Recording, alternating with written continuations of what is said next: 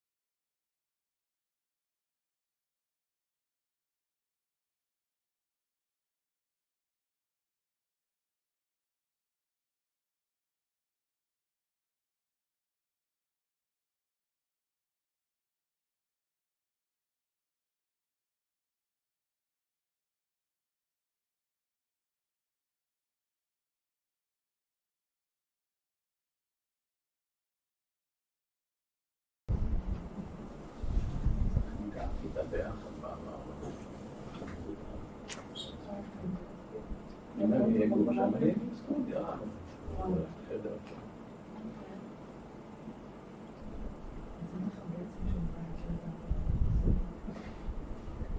t-shirt.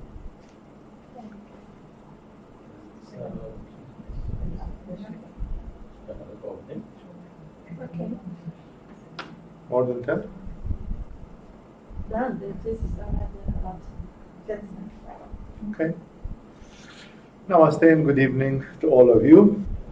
As you know, probably as you remember from last week, there was the suggestion that since this Gospel of Luke is so long, that we should alternate with other subjects, like 1 week of Gospel of week of a different subject. And especially since now we are in the middle of a cycle of workshops, like the art of dying and the angels and Mahavidya ancients and other things, we asked for students in the school to give suggestions, like they would like to hear about something. And somebody asked a question because they wanted to understand the concept of a soul. What is a soul? What are souls? Why do we speak about souls? We ourselves, we define ourselves as souls. And this took me to the idea that it's very much a theme in Tantric Yoga, that we speak about entities, souls, spirits, planes of existence. And this kind of information is coming so often in spirituality that for many people it is unclear. It's more than that. For many people, this thing of dealing with souls and dealing with spirits and dealing with entities is plainly scary. It's plainly like spooky, like, I have to think about it like this or like that, which is paradoxical because even on planet Earth, even in the physical existence which we can see and perceive, we are surrounded by life. We are not the only life form, and actually when you count the other forms of life on this planet, they are way, way, way more numerous than the human beings. Even the human being itself is a miracle biologically, because the number of bacteria, viruses, microorganisms, and others which are inside the human body, mixed with the human tissues, is like more than, if I remember correctly, somewhere between 10 to 1,000 times the number of cells of your own body. Like, we are not the dominant biologist, even inside our own body. Inside our own body, our cells are this much, and other parasites and cohabitants are this much. Like, we are not even at home in our own bodies. Our own bodies are inhabited by many other species, and their number of cells is much, much bigger than the number of cells of our own body. Not to mention, to turn gross and talk just about the digestive process and the others. If you take, for example, we eat food and we are supposed to excrete stool, but the stool is more than 90%, way more than 90%, bacteria. It's just organisms. And therefore, it's like when we don't, we analyze matter at face value, that what we see. But if you go with a microscope and if you really go and research, we are living in an ocean of life, and we are separate from it, and we are merging biologically with it, and we are dependent on it. We are incapable to survive without it. Even if you take it in a very non-organic, like when people think about the bacteria which exist in us, like the intestinal flora and all the other stuff. It's very spooky, it's organically repulsive, disgusting. It's like, oh, I feel I'm in this way. But think about what Albert Einstein said, that if the bees would disappear, humanity will be extinct in a matter of years. Because like, although we don't have bees in our body, we have a ecosystem. Without bees, there is no pollination of the flowers in the nature, or there is 10 times less than what is now, because the bees do about 90% of it. And therefore, without bees, agriculture, farming, food chains, and all the others, they die. They say, if the bees die, we die. So the bees are exactly like a useful bacteria that we have in our bowels. If that bacteria is not there, like lactobacteria, for example, if that bacteria is not there, we die. And thus, it's interesting that the human being refuses to live in a universe where they are related to 100,000 things and interacting and depending directly on some of it. No? But at the same time, even physically, this is visible. And we like to think about it ecologically, like it's all out of me. It's not inside me. Inside, we want to disinfect ourselves, to clean ourselves. But I have seen in this epidemic time, epidemiologists from America, from Ireland, who said if your body is not exposed to viruses and microbes every day, your immune system is losing its capacity to fight against any infection. There was this woman from America who said, how idiotic do you have to forbid people's access to the beach when the beaches have so many viruses and bacteria and microorganisms which are directly useful to the human being. Lying on the sand, you're interacting with lots and lots of things which are potentating your system. They are giving you energy, vitality, health, and other things, not to mention the D vitamin which comes from the sun and which is one of the essential ingredients for the immune system and all that. So that's why I thought it would be interesting. I'm going to talk pretty much freely. I just wrote a few ideas on a piece of paper here to make sure that I'm going through some themes, because otherwise I speak freely. I was thinking about why don't we make a survey of what are the, and especially the invisible influences that we are connected with, or sometimes not very closely connected with, but they still exist. Like, let's analyze a little bit. How is the human relationship with entities and spirits?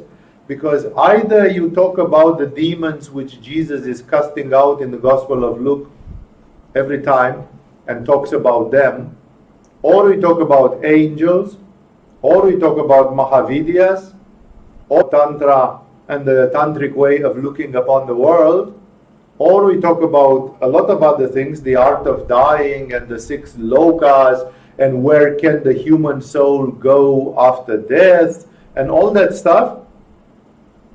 All of it is about forms of life. All of it is about levels of consciousness.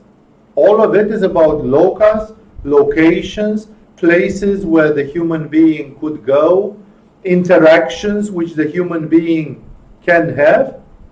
And when the Tibetan lamas say that you can go in some form of hell, even temporarily during the bardo, or even after the bardo is finished, they talk about places where you go and some entities, spirits, they devour you exactly as a wild animal, as a tiger would catch you alone in the jungle and tear you apart and kill you. And that itself, just thinking about it, sounds like a horrifying experience, only that in hell, after half an hour when the tearing down is finished, it starts all over. It's like you are running a video clip again and again and again and again, and again, and every 30 minutes you are having the horrible experience of being torn apart. And if that goes on for 200 years, then you start having an input about what hell can actually mean.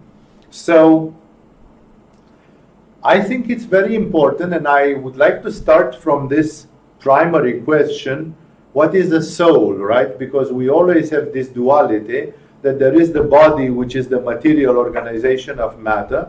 There is the spirit, which is the nature of God, which is there is an ocean of spirit up there. And in between the spirit and the body, there is something which Paul, the apostle of Christ, calls soul.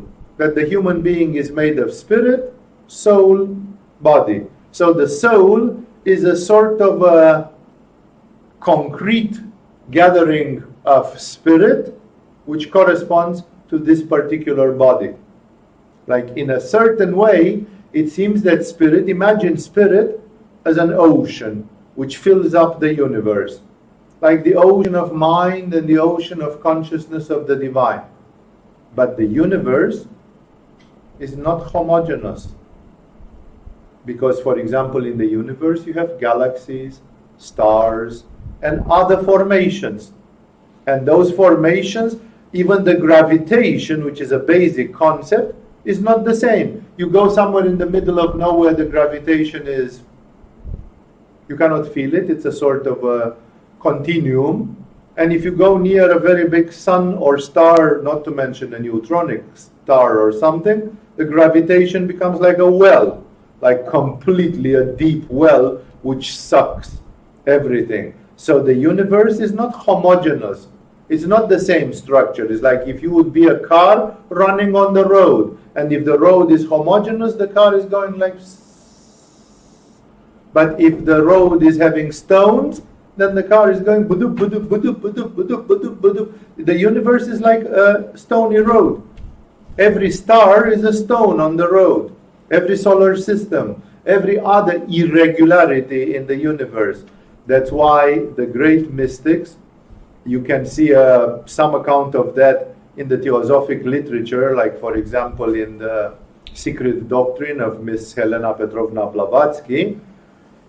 They claimed always that the first agglomeration of spirit into something more peculiar were the stars. Because the first things which appeared in this universe were stars. Whatever was in the beginning, the God particle and the Big Bang and whatever, scientists speculate wildly and they think they are very smart, but their intelligence is purely speculative. You know, it's like you cannot say that I'm sitting in a wheelchair and drooling saliva like Stephen Hawking, but I know the secrets of the universe and of the black stars. If you know, then make like this and get out of your wheelchair. That shows that you actually know how the universe works. You know, like Jesus. Say, stand up, take your bed and go home. That's the real knowledge.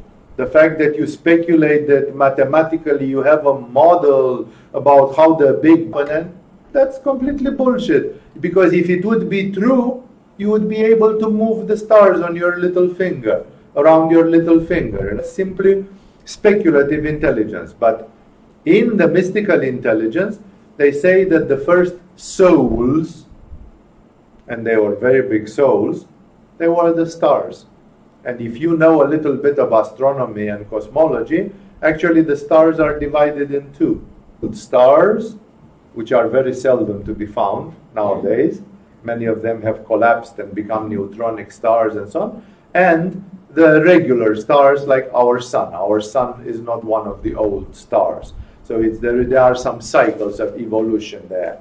I'm not going into that. Read a book of cosmology or any site and read about these things if you are interested in astronomy, cosmology, cosmogony, and other similar things.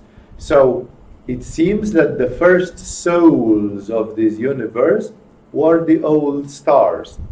And those stars came like the old gods, like the great gods, the first gods.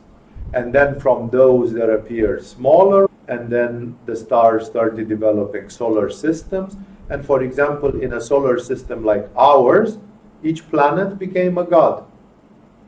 But these planets are much smaller than the gods of the stars, because even organizationally, they are orbiting around one sun. And each sun, allegedly, has some planets orbiting around it. And therefore, the seven planets, the seven gods of Greek mythology, Roman mythology, Northern mythology, Hindu mythology, and others, these are the minor, much more. These are third degree gods. They are the old stars, the newer stars, and then the planets around the stars, and then others and others. So the spirit in the beginning grouped itself around whatever it could find. Wherever there was a stone on the road, wherever there was, it was not smooth. The universe was either completely homogeneous, and here is some discontinuity. That discontinuity could be a star or something like that. And then the consciousness created around it. There is a very beautiful book of science, of popularized science, in which they tried to put together space, time, conscious, the Tao of physics, all the hippie things from the 60s and 70s, some of the ideas of Jiddu Krishnamurti with the holographic universe of Talbot, and many other ideas, parapsychology, of course, the explanation of paranormal, and many other things. There is a very wonderful book, which is very rare because it has not been reprinted. It was called, in the 70s, called Space, Time and Beyond, by Bob Torban, Jack Sarfati, and Fred Alan Wolf. Out of all of them, only Fred Alan Wolf was still known in recent times, when he participated in the What the Blip Do We Know documentary. There was there a crazy physicist with a white beard, with very crazy eyes. And that guy was Fred Alan Wolf. 35 years before, he had been co-author, one of the three authors of a book trying to make science available to the mass in an alternative way. And this book was called Space, Time and Beyond. And there they presented the idea, like how to understand the ocean of the cosmic mind, and then the fact that we have the world as we see it. Trees, hills, people, the planet Earth, if you zoom back and look at a bigger scale. And they said, from the standpoint of quantum mechanics, it looks like we're talking about foam on the surface of a very deep, transparent, invisible ocean. If you look and there is an ocean, the surface of it is here. And from here it goes 1,000,000 miles. And it's perfectly transparent. And I'm looking at this ocean. I cannot see where the surface is, because it's transparent and perfect. But if there is some scum, some dirt, or some foam, you take the water and agitate it, and there is a bit of foam bubbles, those bubbles can form a patch, and then I see it, and I see that this is an ocean. So they would say the planet Earth, or the trees on these hills or something, they are exactly like the water. There is a cosmic intelligence, and that cosmic intelligence, on the surface of it, there appear images. Only that on the surface of water, these images would be 2D, while we are watching a world which is 3D, which means the cosmic consciousness is deeper than vision. It's just an analogy. It's a visual analogy. So in this way, we don't understand exactly why, but spirit agglomerates, it changes its behavior when it finds discontinuities in the homogeneous space. And that's where spirit lays. And then that is a soul. A soul is a particular location of spirit. Spirit is like the ocean, but a soul is like a patch of foam on the surface of the ocean. It's still the ocean. That foam is made from the ocean. If you stir the water in the ocean, you get that foam. If you let it stay there for 1 hour or two, it just pops and melts back into the ocean. So the foam is the ocean, but the foam becomes visible. We don't see the spirit. The spirit is right here. You are looking at it right now. We are like fishes in a pond. We are swimming in the cosmic consciousness. It's everywhere. God is everywhere. You are looking at God right now. It's to your left, to your right, to your back, to your front, to above you and below you. It's everywhere. No, we are in it. But when you look at one of you, you see foam on the water. You don't see, but when there is a bit of foam on the water, there is a form. There you've got a particular agglomeration, and there you've got a spirit which is manifested. You've got a spirit which is located. The spirit has no space, no time, and it cannot be located. But the souls can be located, both in space and in time. If you consider yourself an example of a soul, you have a time of birth, you will have a time of death, you exist on this planet for now, and therefore you have a location in space and time, and you are like temporary foam on the surface of the cosmic mind. And in a certain way you are isolated, separate, because the foam is undeniably there. Like you look at a cloud on the sky and you say, look, that cloud looks like a horse. Yeah, it does, and it does. No? And at the same time, when the foam is melting, it doesn't. They say, where was that foam? 5 minutes, 10 minutes ago, 10 hours ago, there was foam. Oh, well, it has just slowly back into the surface because nobody has agitated the water anymore, and therefore the foam was like melting back. And now the surface of the water is crystal clear, which is the very image of the cosmic consciousness or of the void. Because when there is a foam, people say there is nothing. Oh, there is something. But that something is exactly the background of everything. That is the cosmic consciousness. That is Shiva. That is the infinite. And that is also, the image of it, is the cosmic intelligence, which is the first manifestation of that in terms of planes. So it's an interesting idea to start discussing, first of all, about what souls are. Because the soul is nothing but a particular agglomeration of spirit. It's like the spirit is converging around a certain point. Like for the body is a structure which allows the accumulation of spirit. And because we have a developed brain, actually the human being is agglomerating quite a lot of spirit, much more than the animals. The animals are also spirits incarnated in a body. But because they have a more primitive nervous system, some of them much more primitive nervous system, some of them almost as good as the human one, then there is more or less spirit attracted in that place. Exactly as a neutronic star attracts a lot of matter, while just a little asteroid flying through the cosmos has an absolutely pathetic gravitation of its own, and it may attract some dust or something in its way, but not considerably much. So in this way, starting with the creation of the universe and the super big spirits, the old stars, and going to generation stars, which are of the level of deities, and from there going to the planetary bodies, and they are also deities, and then going to smaller and smaller and smaller things, and then the fact that nature gets iced, like there is life on a planet like Earth.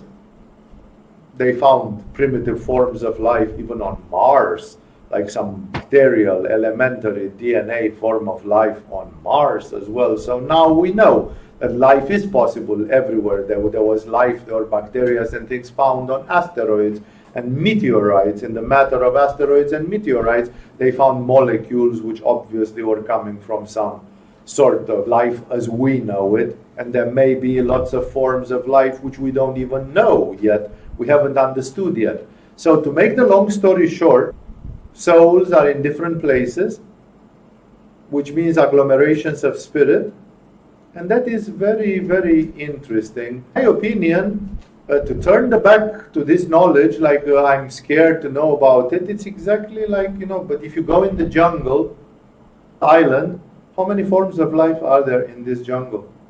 Myriads. I don't think we can even count them, how many million species of vegetation, birds, animals, everything live just on this tiny island.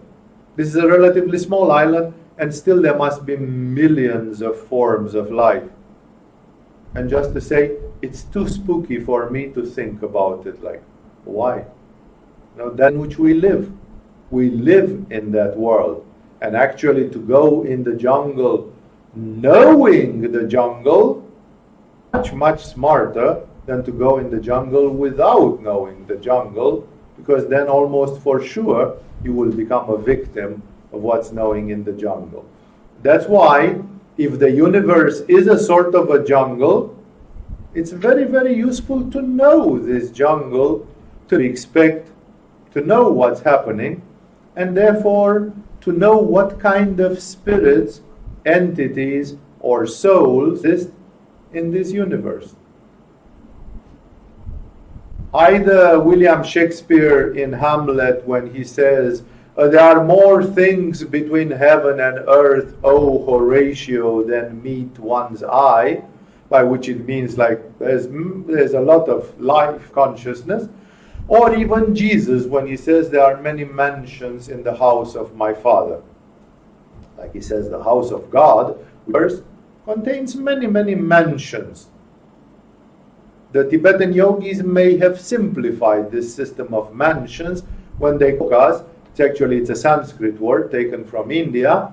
And in India they talk about 7 lokas above and 7 lokas below, which would make it a system of 14 lokas. But then Kashmiri Shaivis speaks about 229 bhuvanas, or spheres, or locations, worlds. And while the Tibetan Lamas, they simplify everything down to 6 lokas. Like there are 6 general categories of existence, but they simplify because they talk from the standpoint of a human being. From the standpoint of a human being, to die, your soul can go in 6 different places, says the Tibetan art of dying.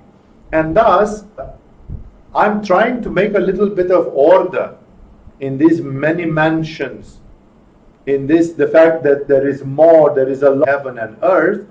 We have to think about a few ideas first to start seeing what are we talking about. Exact an analogy with the jungle, for example.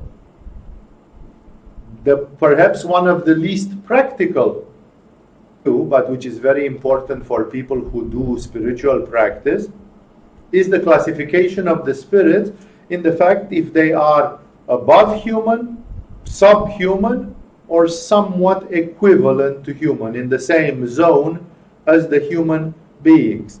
This classification is not like the cobras and the tigers and the birds, and it's a classification which is a bit subtle, because it looks at the level of evolution. How complex is the spirit in those entities? We are being told in Buddhism and in many other mystical traditions that the human being is the highest spiritual being that lives at present time on the face of this earth.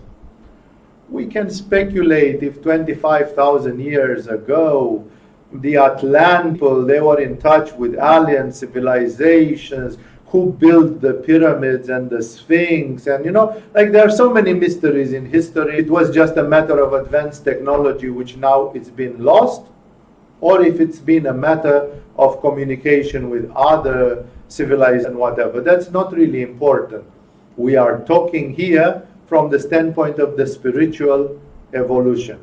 In terms of spiritual, all the religions of this planet in the last 3,000 years, they tell us that whatever has been happening 40,000 years ago, now we are just the most developed spiritual creature which exists on this planet. Neither the dolphins, nor the orangutans, nor the whales, not other animals which are relatively intelligent, endowed with a larger brain, they cannot measure with the human being, because the human being is the only one which has this total self-awareness, like, who am I? Where am I? What's happening right now? This presence, this awareness. We are the only ones that have it properly. You know that the New Age people go on with aberrant things, that the dolphins are very evolved. No, but these are just Svadistanistic people who like that they have Svadistanistic shapes, watery shapes, and they have a very soft skin. And if you touch a dolphin, you'd say, no, no, no, no, no, no, no. It must be more evolved than us.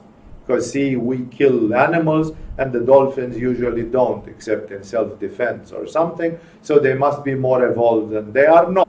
The Japanese fishermen, they fish them by the hundreds, in that ugly documentary called The Cove. And if human be hunted constantly by somebody physically, at least one of them would say, man, let's not go there. Let's change our trajectory. Let's change our habits. Let's do something, The fact that the dolphins don't even have the level of actualization and of reason and of consciousness to say, well, let's avoid human beings, or let's not go to that cove in Japan where we get killed by the hundreds, because last year it happened, and 2 years ago it happened, and 3 years ago it happened, and every year it fucking happens. That shows automatically that there is not a developed reason, and although they have large brains, but somehow those brains are not structured in an efficient way enough. So I'm not going to waste time talking about this, but again, physically, we say, well, if we look at if we gather the Ark of Noah, and we put all the animals of creation like this, the human being is number one. It's the top of the chain. That, on the other hand, in terms of the universe in general, is not true. Like, for example, the planetary spirits, which are the 7 gods of mythology, they are at a higher level of development than the human beings. And thus, please remember, first of all, that we think about the fact that there are spirits which have gone above the human level, which means once upon a time in the past, they must have been human, or something else which is equivalent to human. They have gone, because some of them may have evolved on other planets in other solar systems, and there the inhabitants are not called humans. They could be some other form of life.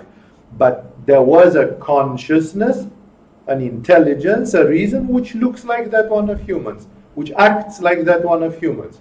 Of course, with imperfections, with ego, the ego is a level of manifestation of the consciousness, and up till a point it's inevitable. Then you can rise above the ego, but first you must have one.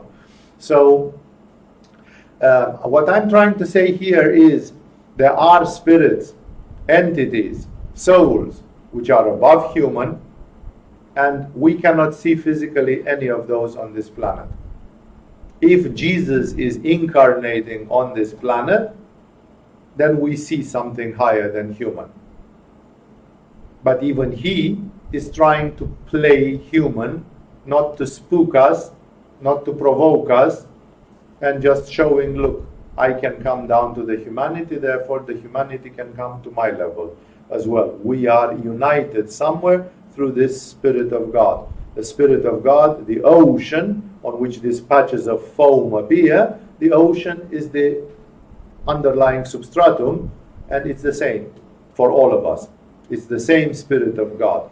And therefore Jesus says, I am the rest of mankind. You are like me. You did something good to one of my brothers, you did it to me, because I am connected to everything and everyone. So, spirits which are above human, very seldom do we see such spirits. Krishna is the 8th avatar of Vishnu. Well, Vishnu, Krishna, therefore they are something much higher than human. There is a old documentary of BBC called Dragons of the Wudang or something like this. It talks about Taoist masters from China, and then there is one who is practicing concretely something like 11 hours per day, an old man who is 70, and he practices Taoist exercises, physical and non-physical, about 11 hours per day, like a Chinese drop. He is like relentless. At 70 something, he practices more than 11 hours of spiritual practice per day. And the person who asks him, why do you do that? And he says, I want to become a god so that people will make statues of me and worship me. It's as simple as that. Yeah. So in this way, that's a human being which is moving towards a higher than human level. In the beautiful documentary, The Yogis of Tibet, there is this Tibetan yogi who cut his hair preparing for death. Then Dalai Lama sent him a note, no, Baba, don't go, don't die, because you are not allowed, we don't have yogis anymore, stay. And the guy said, okay, if the Dalai Lama told me to stay because he's the boss, I will stay. So he said, okay, I'll live 100 years, I'll live 96 years, whatever. He just said something funny. And I don't know if he fulfilled that promise or not. But then when they take him interviews about who are you, what you are doing, he says, I can't tell you because I would drive you crazy and I don't want you to think that I'm talking nonsense about myself. He's very slippery. But he says, from outside, from your camera, you film me and you think I'm a human being. He says, but if you would be inside my head, you would not see me as a human being anymore. So that's why we're talking about the fact that it's possible that in a human body or even outside of a human body, that there are spirits which are higher than the level of the human being. What's the relevance here? Well, these spirits, they show where we go. They are the next steps in our evolution. So therefore we are looking up to those spirits and we try to see which peculiar path do we want to take there. They are subhuman spirits, and then of course they are treated with a certain deference, with a certain distance, but they are useful. It's like, what would be a bee producer without his bees if they stop collaborating with him? What would be a hunter without a dog? What would be a shepherd without a shepherd dog? He knows that the dog is subhuman, but the dog is having certain qualities which he can use. And therefore human beings often associate with subhuman entities. For example, in the medieval time, do you have any research of how did people do to conserve meat? When they were cutting an animal, when they were slaughtering an animal, especially a large one like an ox or something, what do you do with 400 or 500 or more, 600 kilos of meat? Of course, you sell some of it, you give it in the village, it still leaves 100 kilos of meat with you, which are supposed to be for the rest of your family for the rest of the year. How do you keep it when there is no ice box, and no refrigeration technology? In Europe, in France, for example, in the summertime, they conserved the meat by using a mixture of processes of smoking and bees. They are taking the meat and putting it into a bee house. They created bee houses which were as big as a small room, and the bee house was living there, and they were protecting everything in that space. And these guys, they were hanging the meat in that space. And then the flies and other insects which would make the meat rot and fester with worms, they could not get inside and lay their eggs because the bees were jealously guarding their space. And in this way, paradoxically, there were no germs. The bees sterilized the environment and the meat was preserved together with the help of the bees.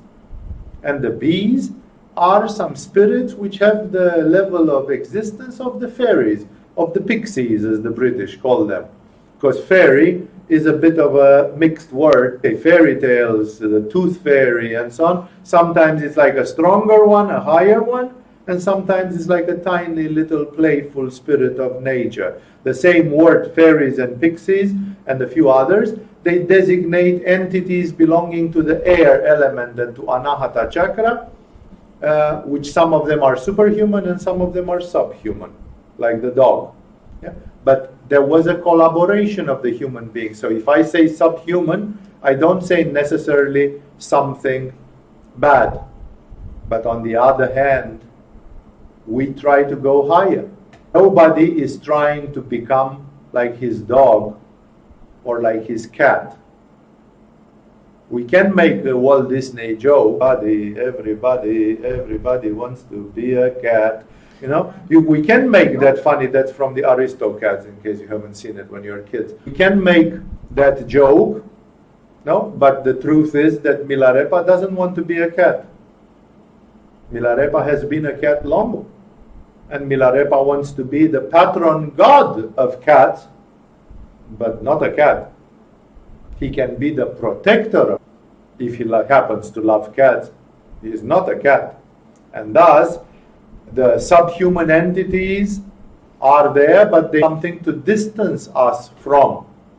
No, like when yogis have studied the animals, for example, which are subhuman, they have discovered what is called today animalistic behavior, like their sexuality, their sleeping, their eating, their way of doing this or that. And then many yogis have kind of got like this and they said, well, I don't want to live my life like that. No, because that would make me just an animal. That would make me animalistic. I would like to, sit up, stand up, like all the animals have their spine horizontal. Yogis in meditation have their spine vertical. It's a sort of, let's go against animal nature. Subhuman has a horizontal Sushumna Nadi. Yogis and humans have a vertical Sushumna Nadi, which catches a different kind of waves. And of course, entities which are almost equal, like slightly human or slightly superhuman, and where there comes all the panorama of magic, collaboration, visions, dreams, shamanism, animism, sexual magic, and a million other things which are happening precisely because of the connection with different classes of spirits. Obviously, the yogis always want to be inspired by superhuman spirit, because the yogis are generally not about to quit the human nature and to go to a higher level of evolution. We can also classify these different souls or entities from a strictly subjective human standpoint in beneficial, negative, or mixed. For example, the bacteria in your stomach and intestinal tract, 99% of them are indispensable to life. If the macrobiome, it's called macrobiome, this flora, this mixture of flora, which today they can measure it in your stool, because your stool reflects what you have in your bowels. That's how it looks. I told you, your stool is made of bacteria, most of it. And if you have the correct biome, you can live 100 years and be okay. And if your macrobiome is disturbed, man, you are like possessed. It's like much worse than just a physiological disorder. One of the most typical microbiomian disorders is the famous Candida. One of the 120 components of your intestinal flora, called Candida, candicans, a microorganism, becomes dominant, takes over. And instead of having 5% of this and another 2% of that, suddenly Candida is like 60% of what you have inside you. Then, very bad. But this Candida inside you is like possessing you. It's producing electrochemical effects some of them which act on the chemistry of your bowels, and some of them which act on the nervous endings in your abdominal cavity. Both of them, through two different directions, they send to the brain the same signal. Sugar, sugar, sugar, sugar, sugar, sugar. And then you go like a robot to the fridge and you start eating sugar. And you are possessed by a subhuman entity which manifests in your body as Candida albicans. That Candida albicans is a spirit. And it's a spirit which possesses 7 billion human beings. It's not only in you, it's in everybody a little bit. A finger of Candida albicans is in everybody's stomach and body. And everywhere it's not. You can get Candida in your eyes, in your conjunctive tissue in the eyes, in the anus, on the genitals, on everywhere, in your throat, on your tongue, It's a nightmare. And that's when Candida simply finds a way to take over, to break the balance inside, and to take over, to become dominant species. And that's happening mostly because of sugar and carbohydrates, carbs, which we put in us. On the contrary, when you cut the carbs, like in the ketogenic diets and others, then you are basically hitting the Candida. And the people who cannot do ketogenic diets, and this is because Candida doesn't let them do it. Candida is stronger, and it's an arm wrestling. Who has the stronger willpower, you or the Candida? And if the Candida keeps telling to your nerves and brain and stomach, sugar, sugar, sugar, sugar, and you just go Spartan, you just go suicidal, and you say, fuck it, no sugar. I'm going to be unhappy, depressed, sad, fucked up, but no sugar. Unhappy for the rest of my life. Oh, here is my answer to it, It's like, and then you can defeat the Candida. Of course, it's a rudimentary way, but it still works. So we are judging spirits, including these medical spirits, if they are useful, unuseful, or mixed type. For example, the viruses are not useful, but actually some of them are very useful to our immune system. In this COVID epidemics, there were virologists and epidemiologists who said, wait a second, you cannot destroy all the microorganisms because some of them are absolutely necessary to the immune system of the human being to train, to build up, to do some things. And if you build things in a totally sterile environment for 20 years, then when you put them on the face of this planet Earth, they would die in 3 days. They would not in 48 hours, because they are lacking those things. So it's very difficult even to say what is useful and what is not useful. No, I'm not going there because especially this theory with epidemics and so on, but are the beneficial and negative and mixed spirits. For example, of nature, all this movement with hug a tree, they say that the trees are spirits. Each tree is a spirit, is a being, is an entity. No? And then cutting trees, destroying trees, it's not that thing. It's a slaughterhouse. It's a, like we cut trees to make paper. That paper, we print books. And we print shit like Jean-Paul Sartre. But save a tree, Sartre can go hang himself because what he wrote is not worth the paper it's written on. It's a pity for the tree. If the tree, the Bible, the words of Jesus, then you could say that tree was sacrificed for a worthy purpose because on we printed the Bhagavad Gita, we printed the poems of Milarepa, we printed the Gospel of Luke. But otherwise, so there is a value in everything because everything there is life.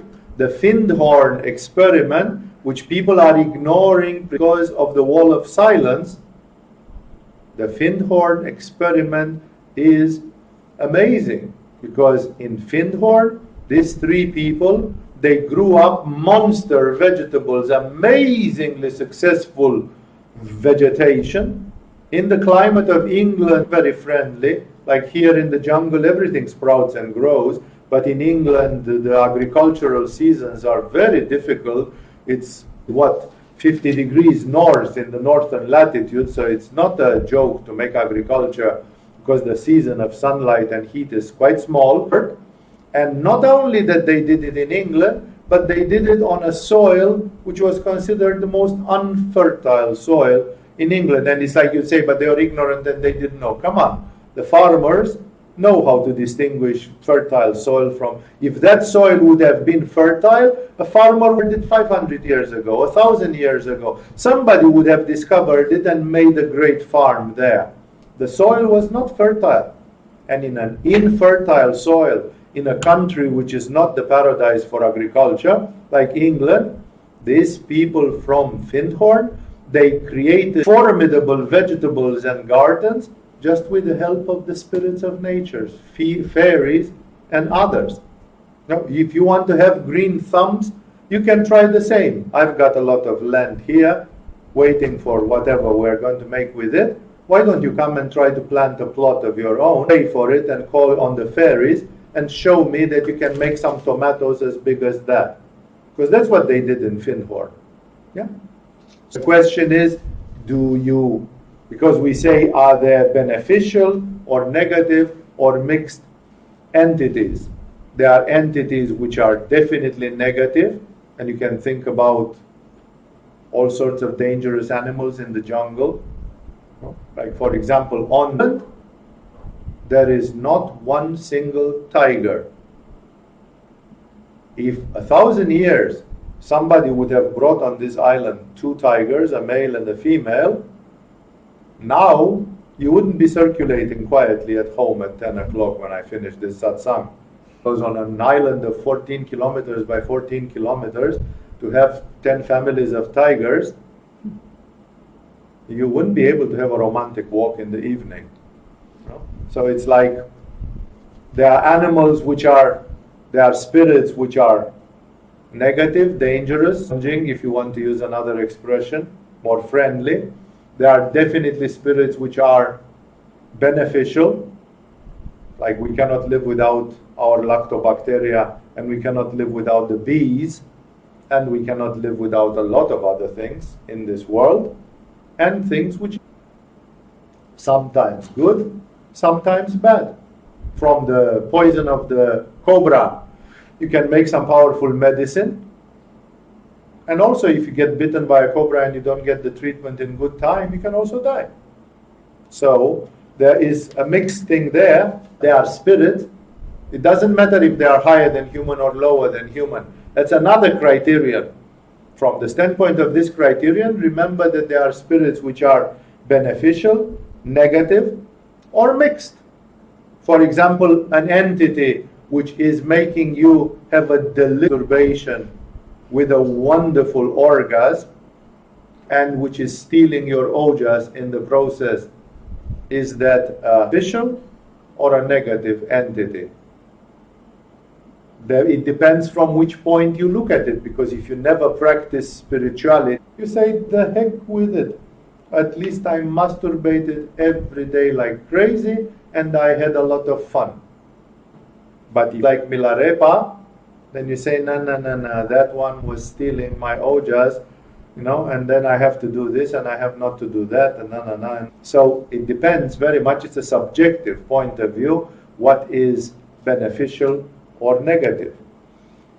There are entities and spirits which are interacting with the human beings, and some which are not interacting. Exactly as in the jungle, there are animals, hear the human beings coming, they run and disappear. You never meet them. It's very difficult to meet certain animals which are very shy. And on the contrary, some of them are attracted. So there are spirits which choose to interact with the human beings, and there are ones which don't. There are spirits in this world, even on this planet, that they are simply not interested in you, and they want you not in them, and they live like in a parallel universe, literally speaking. Or sometimes this interaction is sometimes. There are, for example, spirits of the sun or spirits of Saturn or Venus that they don't interact with you. But if you do some magic and use some mantras, astrological mantras or something, and you interact with them, then they will interact with you in specials if you call upon them. So there are classes of entities which interact with you or do not, and some which are doing it. The Tibetans divide, now that we start looking in the systems, they divide it in 6 lokas. They say you being after death can theoretically go in one of the following 6 lokas. 1, Deva Loka, the gods. You could become a deity when you die. Like that dragon of Wudang, that old Chinese man from Taoist man, I forgot his name.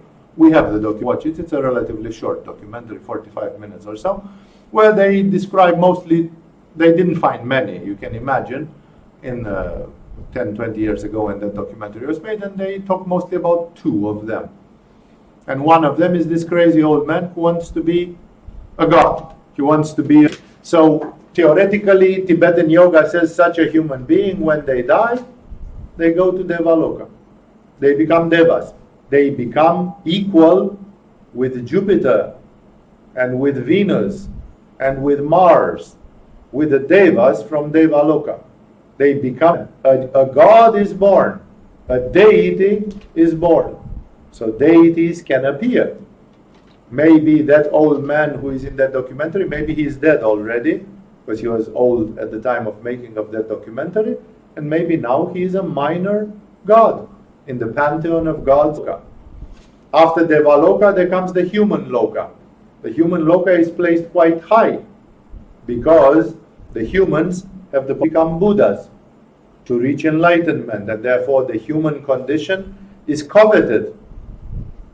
Even the gods and the titans, they don't have the freedom which the human beings have, and that's why the human condition is a very exceptional condition, versatile. It can go to Buddhahood. If any one of you in this room decides now, tonight, that you are going to consecrate seriously, not bullshit, seriously, full on, that you are going to consecrate the next steps of your life to transcending the human condition, any person in this room or who watches this video can do it.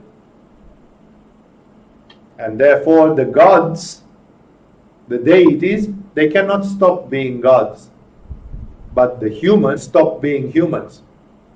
And that is a very versatile condition, which is enviable. That's why it's considered to being a human, to be a very precious existence, and it's a very precious condition. Then there is the world of the Titans, the Asura world in India. The Titans are like powerful demons. They are not dark, like evil, destructive, but just very egocentric, and it's like me. Like Don Corleone in The Godfather. If you kiss my hand and respect me, you're okay with me. If not, I will send somebody to do harm to you. That's a demon, that's a demonic. It's just something based on this, and there are many human beings who are demonic in this way. Then there is the loka of the animals.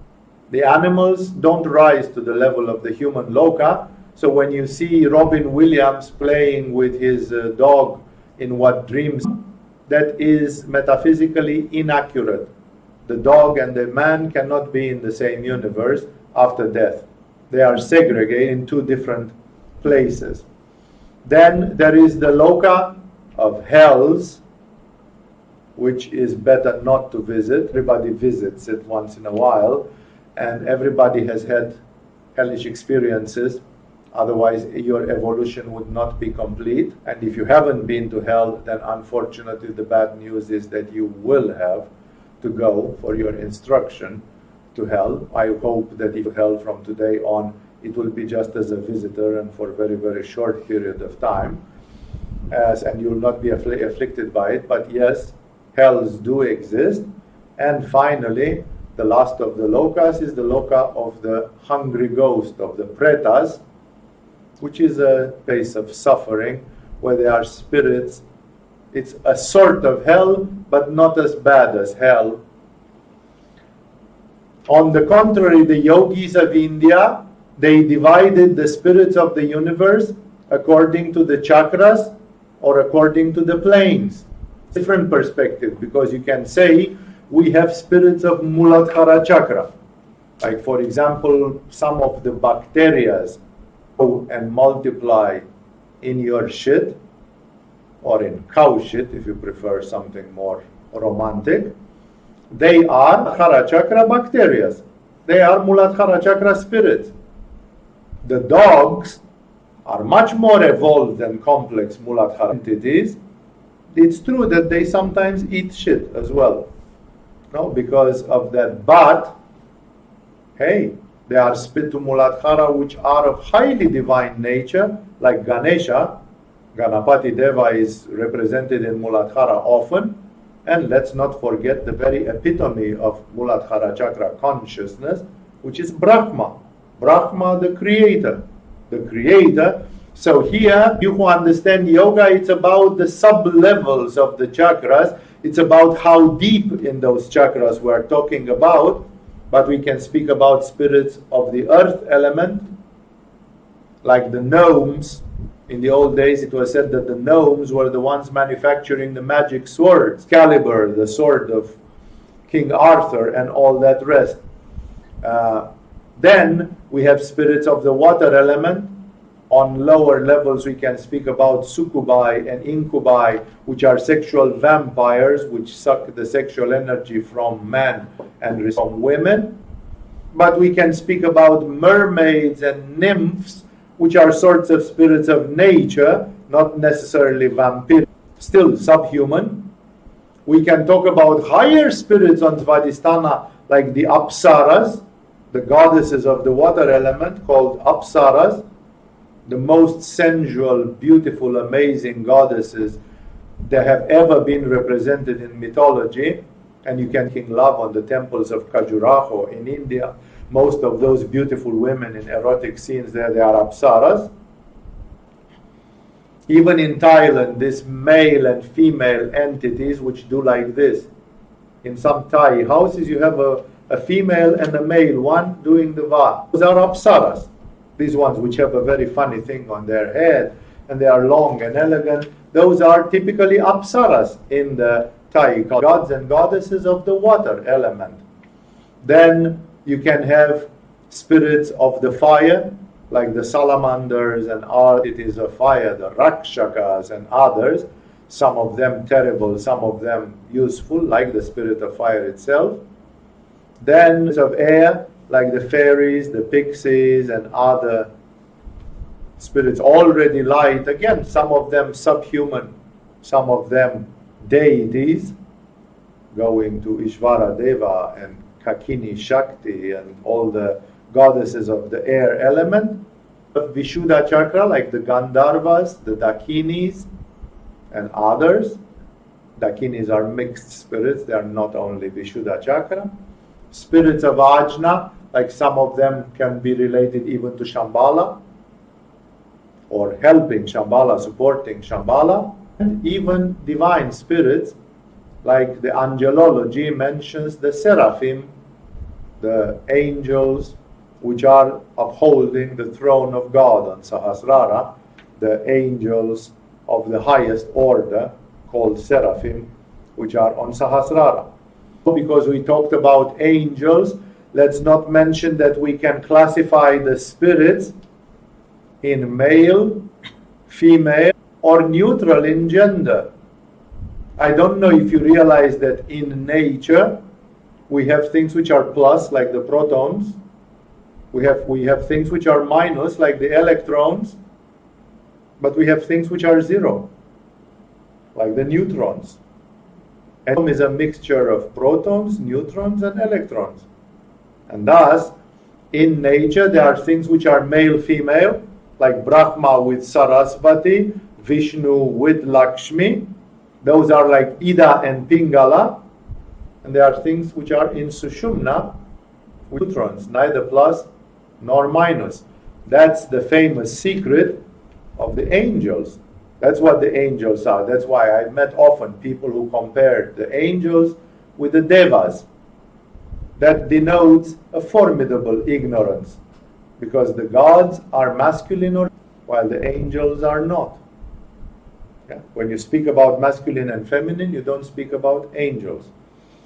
And that's why I didn't cover everything. I could keep going about this, but without diagrams and without a board to make drawings and so on. This would be nice to write in a chapter, in a booklet, for giving a lot of representations and links and connections.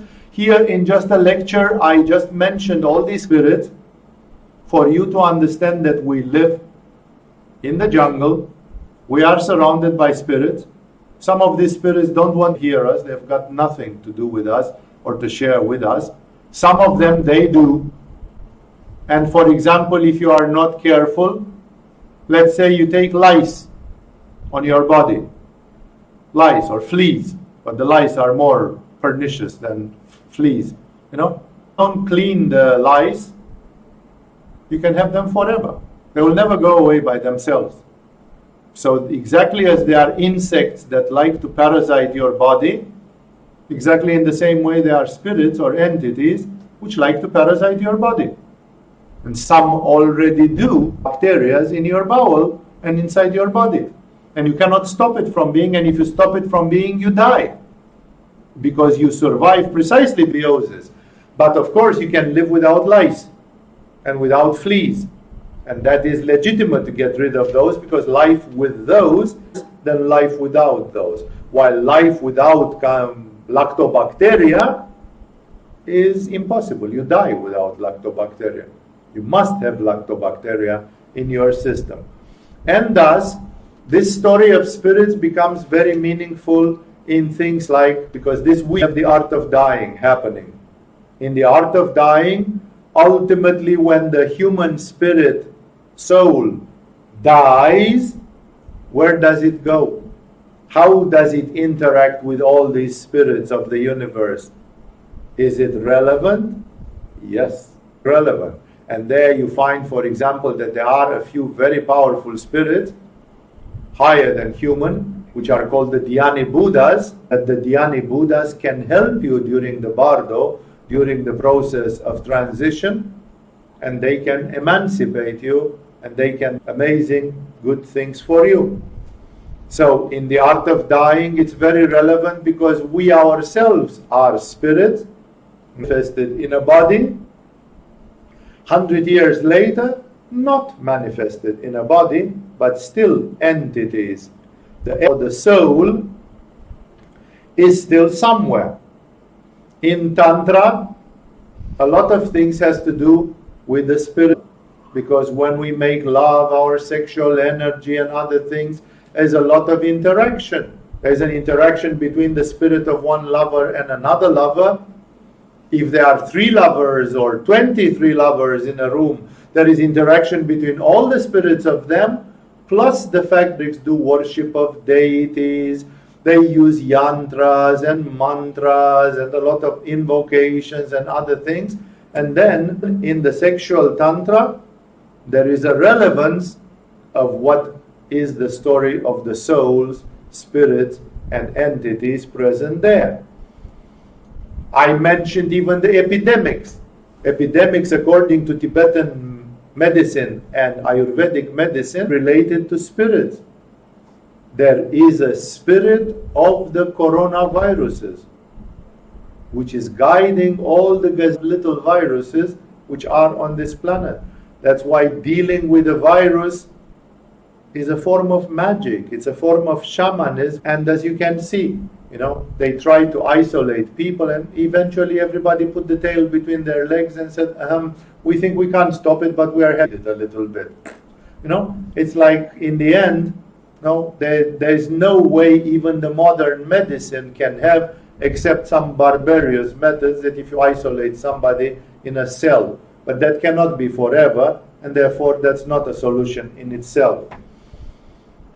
We have a workshop coming up in Agama, which is the invoking angels, where we can speak about interacting with special forms of entities which are directly related to the divine consciousness and which have a very important function in our Sushumna Nadi, in our central consciousness and evolution.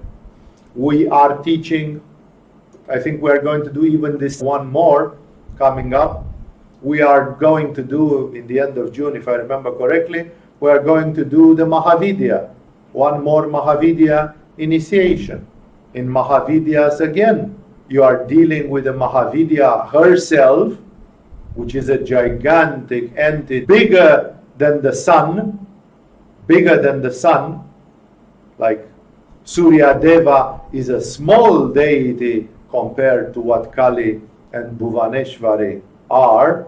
They are at the level of major deities, the highest level, but also at the same time the Mahavidyas have myriads of subordinated entities. Like we can say that the spirits related, for example, to Kali, they could very well be related to the planet Saturn on a lower level in astrology.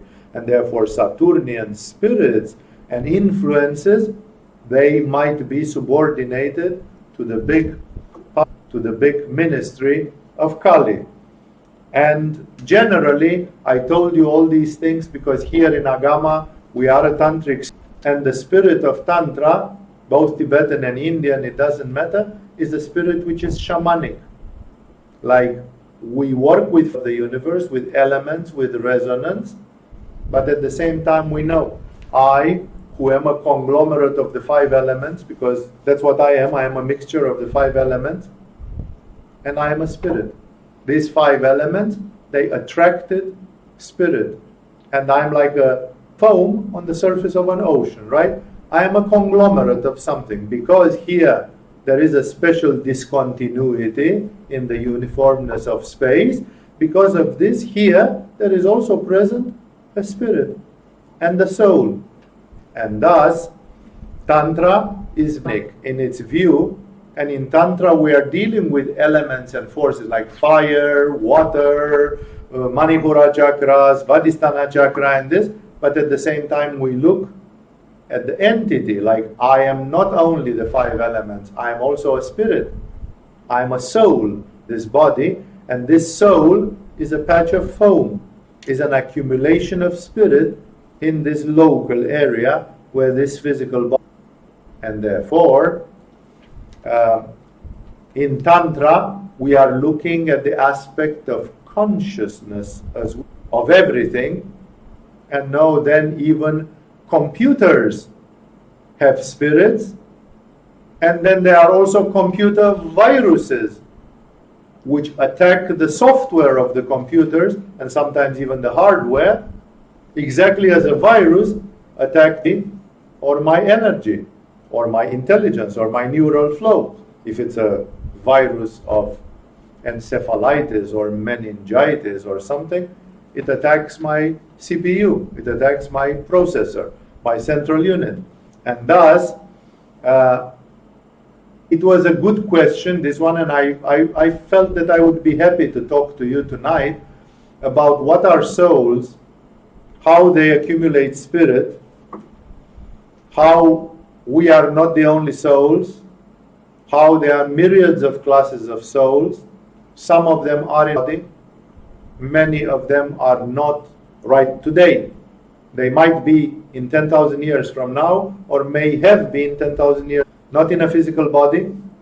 Exactly as if your grandmother is dead, you say, well, she doesn't exist anymore. That's not true. She does exist because you can think about her. You can even dream her. There are more other things. I'm not trying to demonstrate now life after. Don't believe in it. They don't believe in it. And that's the end of it anyway. And thus, I idea to talk about what is a soul, how does it relate to spirit, and how we human beings, being souls, we relate to many other souls and entities.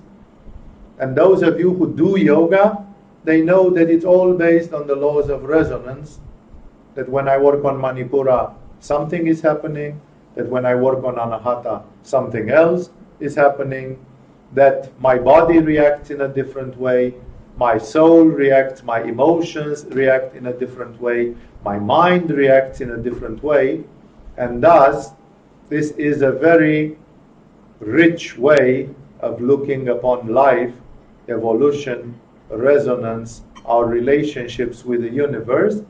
And again, I'm saying I don't know why. For some people, it's scaring them. I personally think it's scaring them because it gives a sense of responsibility. If I'm walking blindfolded without knowing anything, I'm just walking. You stepped on something, dear. I don't know. I'm blindfolded and I have rubber boots. No, my life is like this. I'm like a golem walking through, But if you take my blindfold away, I discover I'm in the jungle. And there are trees and bushes and monkeys and parrots and, yes, cobras also and this and that. Then I have to become responsible. I have to take decisions. I cannot act like a robot. No, I have to live intelligently. And there are people who simply refuse this kind of deliberate existence, and they say it's too tiresome to think about all that stuff. Okay, live like an elephant, live like a golem. Organically, eat, sleep, procreate, and walk like an animal through the jungle, thinking that there is nothing around you. The more conscious you become, the more you become conscious that we live in a universe which is alive and conscious, and you have to do something about those things. Look at the Thais. They celebrate the spirits of nature. They have these little spirit houses for the spirits of each piece of land. When it's what's it called?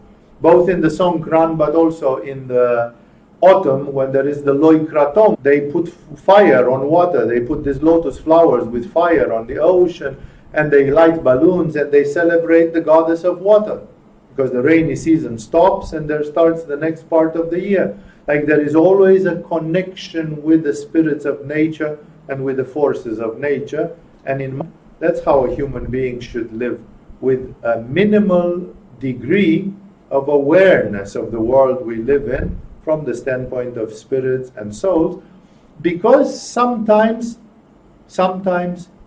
they interact with us, and sometimes they interact with us in a way which handicaps us a lot. Somebody says, I have been mentally fucked up for 30 years of my life.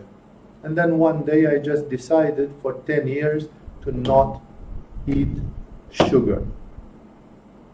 And in 3 years I became a different person. In 3 years my consciousness became much more clear, this, that. No? It's like, it's a deliberate thing in dealing with, if I know that I have been a victim of the Candida demon for all my life, I would like to live for 3 years without the demon, to see how am I when I'm free, when I'm not the slave of some entity which treats me like a source of food or like a source of energy. No, that's the parable from the Matrix, when Morpheus is showing to Neo the human beings, and he says, unfortunately, human beings are just this, and he shows him a battery. No? Like, what if you are a battery and you want to stop being a battery and is to be by yourself? That's why some human beings are born already with a good karma and with a certain amount of intelligence, presence, independence, with a certain degree of freedom. But other human beings discover that 20 years of their lives they have been just like blood and numb. And then they started living their lives. So it's very important to think about what is your soul, what is the function of your soul, what are you doing in this universe, what does God want from you, how do you relate with other many kinds of souls which exist, and which some of them are useful, some of them like, why not, if there is an angel, and especially if there is an angel dedicated to you, like a sort of a guardian angel, a personal angel, why not call it and say, look, there is the suspicion that I am being used as a battery. I can pray half an hour every day so that in 6 months I can see that. Please show me if it's true or if I'm just paranoid about this thing. No? So the way of interacting with other souls and spirits and entities can be very constructive, exactly as Kali can help you and other forms of interaction can help you. I don't think I should talk more about it. I just wanted in this satsang tonight to show you the richness of this tantric shamanic view that everything can be interpreted not only as a resonance of energies, that's still true, but also as consciousness, forms of intelligence, entities, souls, and that sometimes this approach is very, very productive, and it gives you a very clear understanding of what is happening. If you'll have questions, you'll send your questions to Q&As. I already have Q&A some questions about these things, and I expect that next week, if everything goes as planned, I do one session of the Gospel of Luke, so that I will do, as I promised, alternatively, because I simply don't want to leave the Gospel of Luke unfinished. There are still about 15 to 20 weeks of Gospel of Luke. So, but if I do it like this, then it will take 30 weeks instead of 15, because every other week I will do something else. Thank you all for having the patience and joining. Namaste to all of you, and see you in the activities of Agama here in the coming satsangs, Q&As, and other activities.